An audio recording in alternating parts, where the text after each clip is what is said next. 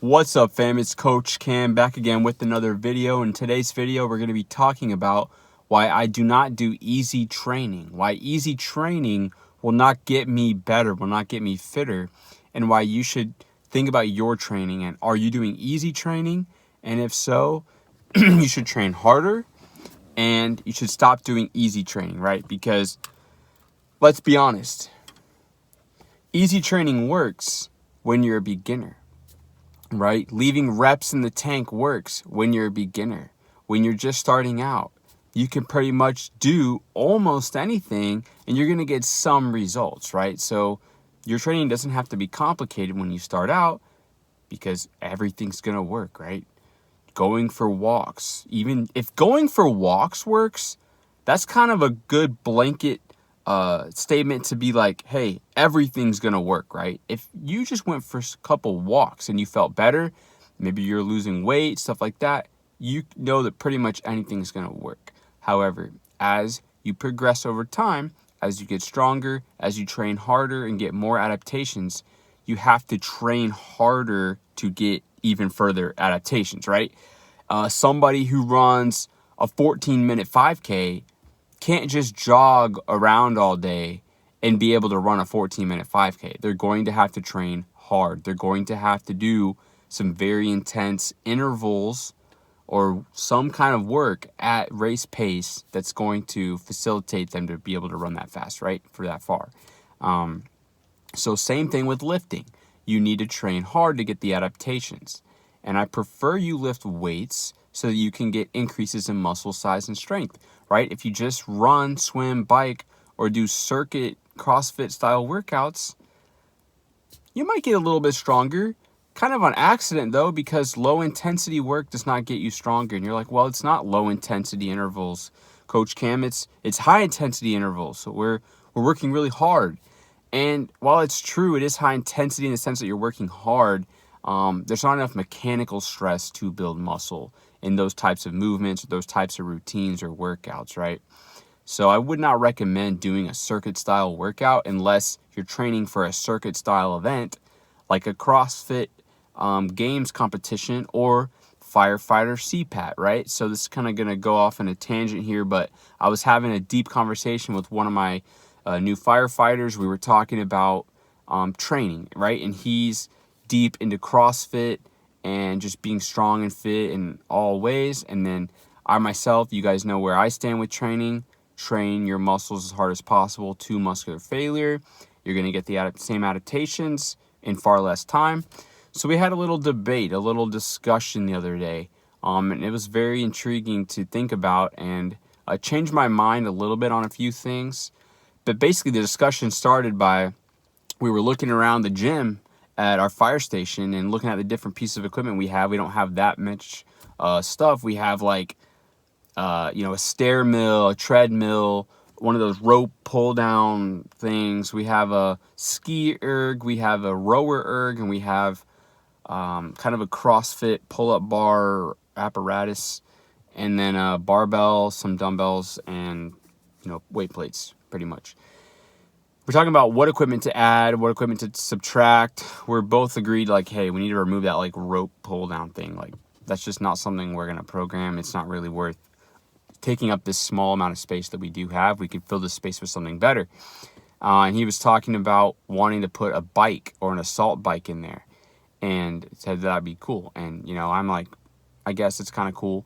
But really, one thing we started talking about was, I was like, why do we need 6 pieces of equipment for cardio, right? Why do we need 6 pieces? Why do we need a stair mill, a treadmill, a rope pull, a rower, a skier? I was like, why do we need and add an assault bike? Like, if it's all training cardio, then why do we need 6 pieces of equipment to do it?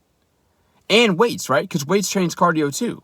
So that's 7, right? You have 7 different ways to train cardio. And body weight. You can always do body weight stuff. So we had 8 different ways, right? So why are we taking up so much space with all this stuff? We don't even have a cable tower. We can't even do lat pull downs, seated rows, tricep push downs, right? You can't even do chest press, chest fly. These exercises don't exist at this small gym, right? So I was talking to him about that. And we disagreed because he was like, well, the rower trains your cardiovascular system or trains your body differently than the stair mill. And I was like, how? Like, please explain to me. How is it training any different? We know that a rower machine is not going to get you the same like muscle size and strength that doing actual like barbell rows will. So it's kind of just inferior in my mind because it's neglecting muscle size and strength. It's giving you the cardio, right? But it's not giving you more than that. You're not going to reach muscle failure on a rower machine, right? You can get really intense. You could be breathing really hard, but you could still do it for forever. Like you're still not getting a muscle building stimulus, right? Just same thing with running, right? You can run really far, run really hard. You're not going to build big legs doing that because there's not enough mechanical stress. And so that just kind of brought us into a debate of the demands of firefighting. What are we training for? We're training to be strong and to have cardiovascular fitness, and we also want to get better at our CPAT, which is our personal, what's called a physical agility test, right?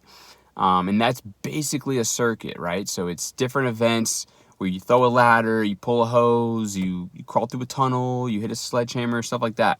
And it's like a between 6 to 10 minute test, basically. And for the one we do here.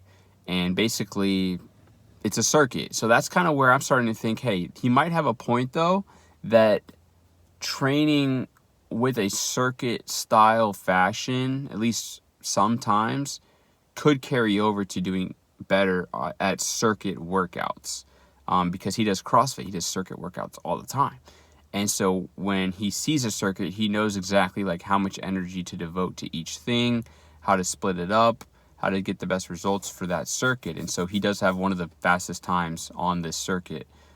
We do our CPAT full gear on air with air pack. So it's pretty intense, but we were just discussing that, and I think he's probably right. And because it came to my mind, like, hey, maybe performing a lot of work with your heart rate really high is a skill. Like maybe that's a skill that I wouldn't get from my training, that I wouldn't get from training my muscles to failure. It's possible, right? So I'm willing to entertain that. I'm willing to test it and train it and practice it and see if I feel better come the day of the test compared to just training muscles to failure. But, in that regard, it's basically like I added a sport to my life, because before that, I had no specific reference point or activity that I was trying to train for to get better at. I was just training my body to exercise, right? And, I have a family, so I don't try to train all the time. Like other people train a couple hours a week or a couple hours a day. I do not do that. I train 3 times in 2 weeks. So, and each workout's about 30 minutes. So I train average 45 minutes a week. So we're going to see what that does. The next time we test CPAT, sadly, we only do it twice a year. We just did it about a month ago. The next one's going to be in like October. So we have a long time to train for it. Looking forward to it. And I want to get stronger, bigger, faster. And I want to continue to progress in my own gym workouts, because I am progressing really well lately. So I don't want to overtrain and do too much. And that's kind of something I'm going to have to juggle, because my crew is starting to train together. But, to train easy versus train hard, I recommend training hard. If you train hard, you don't have to do as much of it. The easy training is not what's going to get you better. It's not going to move the needle when you're already fit, right? Does a NASCAR driver get better at driving NASCAR when he's just doing, slow loops around the Walmart parking lot like he's a first-time driver? No. He gets better by doing it really at a high intensity, at a high level, right? An elite level. So I just want to kind of share what's going on in my life and share with you guys, like, hey, train as hard as possible. Do the lowest volumes that you need to do to get the results you're trying to get. And make sure you're recovering. Make sure your diet's on point and your sleep's on point and things like that, right? I just ordered some earplugs, so when my kids start screaming in the middle of the night, I can sleep. So, that's what's going on with me. But hopefully you guys are out there training hard. Keep it up. Leave a comment below. What would you do if you were training for a circuit style event, like a physical agility test or a CrossFit style workout? What would you do for that? If you're a high intensity trainer, would you just keep doing high intensity training, or would you modify your approach, do some skill practice in there? I'd love to hear y'all's thoughts. Leave a comment down below, like, share, and I'll see you guys in the next one.